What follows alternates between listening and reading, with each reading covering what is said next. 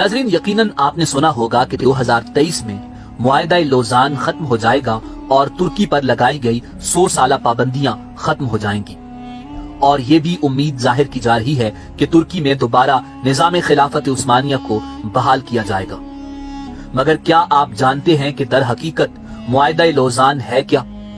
क्या वाकई मुआहिदा लोज़ान के तहत तुर्की पर कोई पाबंदी आयद की गई थी या नहीं? मुआहिदा लोज़ान किसने किया और कब और क्यों किया, इस हवाले से तमाम तर तफसीलात आज की इस मुख्तसर वीडियो में आपके सामने पेश की जाएंगी। मगर वीडियो में आगे बढ़ने से पहले अगर आप हमारे चैनल पर नए हैं तो बराए मेहरबानी हमारे चैनल info@adil को सब्सक्राइब करें, जहां आपको बिलखुसूस इस्लामिक हिस्ट्री और बिलउमूम दुनिया भर की मुनफरिद मालूमात मिलती रहेंगी।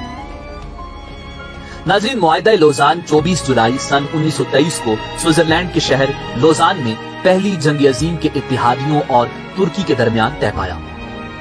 क्योंकि ये मुआहिदा लोज़ान के मकाम पर तय पाया, इसी मुनासबत से इसे मुआहिदा लोज़ान कहते हैं। जैसा कि माजी में मुआहिदों और जंगों के नाम उनके मकामात से मंसूब थे। मिसाल के तौर पर जंग बदर के मकाम पर लड़ी गई और सुलह हुदैबिया के मकाम पर तय पाया। नाज़रीन, आपको ये जानकर हैरत होगी कि मुआहिदा लोज़ान वो मुआहिदा है जिसके तहत पहली दफा जमहूरिया तुर्की को आलमी सतह पर बतौर आजाद रियासत तस्लीम किया गया। बुनियादी तौर पर यह मुआहिदा तुर्की और फ्रांस के दरमियान हुआ, मगर एक फरीक तुर्की और दूसरी तरफ सल्तनत बरतानिया, जिसे ब्रिटिश एम्पायर कहा जाता था, फ्रांस, इटली, जापान, यूनान और रोमानिया शामिल थे। मगर मुआहिदा लोज़ान का मतन फ्रांसीसी जबान में लिखा गया और ये फ्रांस की तहवील में हुआ। नाज़रीन, ये खिलाफत उस्मानिया के इख्तिताम के बाद पहला मुआहिदा था जो किसी दूसरी जबान में तहरीर हुआ, जबकि इससे पहले खिलाफत उस्मानिया के यूरोपीय ममालिक से तमाम होने वाले मुआहिदे तुर्की जबान में थे। नाज़रीन, मुस्तफा कमाल अतातुर्क ने खिलाफत उस्मानिया का खात्मा किया और तुर्क अफवाज की जानिब से यूनानी अफवाज को अनातोलिया से बाहर निकालने के बाद जमहूरिया तुर्की ने मुआहिदा सेवरे को मुस्तरद कर दिया। 20 अक्टूबर सन 1922 को अमन कॉन्फ्रेंस का दोबारा आगाज हुआ और तवील बहसो मुबाहिसे के बाद एक मरतबा फिर 4 फरवरी 2023 को तुर्की की मुखालिफत के बायस मुतासर हुई। 23 अप्रैल को दोबारा आगाज हुआ और मुस्तफा कमाल की हुकूमत के शदीद एहतजाज के बाद 24 जुलाई को 8 माह के तवील मुज़ाकरात के नतीजे में मुआहिदा लोज़ान पर दस्तखत हुए।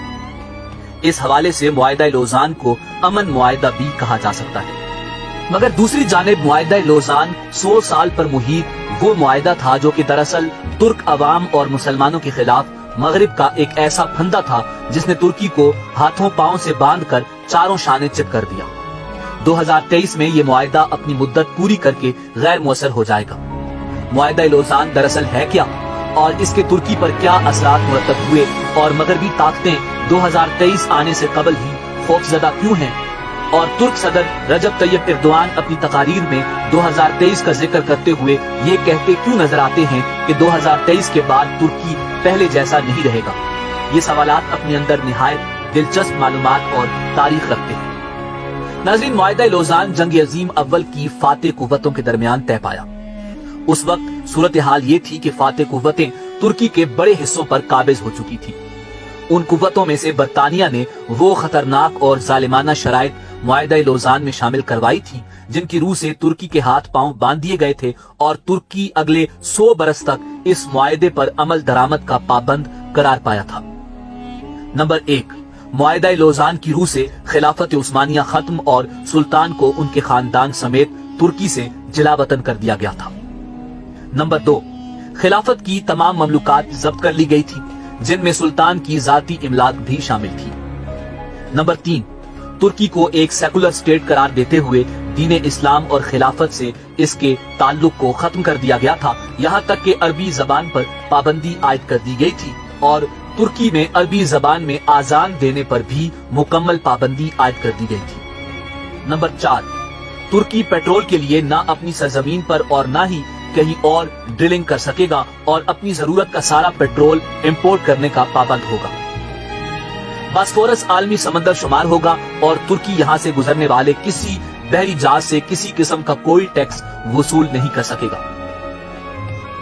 नाज़रीन, वाज़ेह रहे कि बास्फोरस की समंदरी खाड़ी बहरे अस्वद, बहरे मरमरा और बहरे मुतवस्सत का लिंक है और इस